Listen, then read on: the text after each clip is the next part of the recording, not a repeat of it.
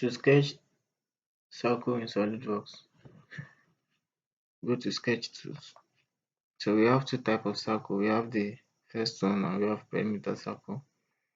So come to the origin, click and then define the diameter of the circle. Now we've sketched our circle. So you need to add dimension to this circle to fully define it. Smart dimension.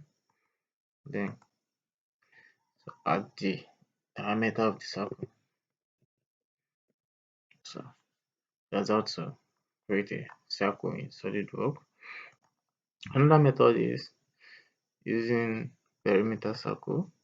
Click and come here to select it. So to draw a perimeter circle, you need three reference points, second point, and the third point.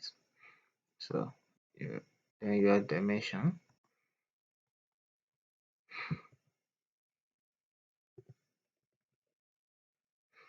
So that's how to add circle. But this is not fully defined.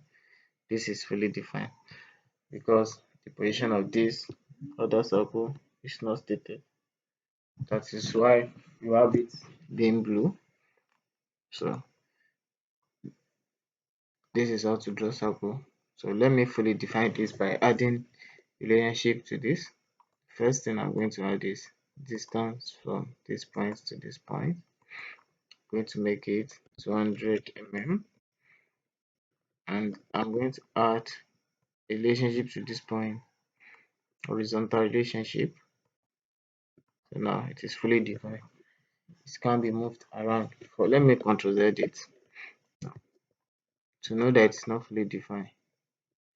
This shouldn't be moved around, but this point can still be moved around.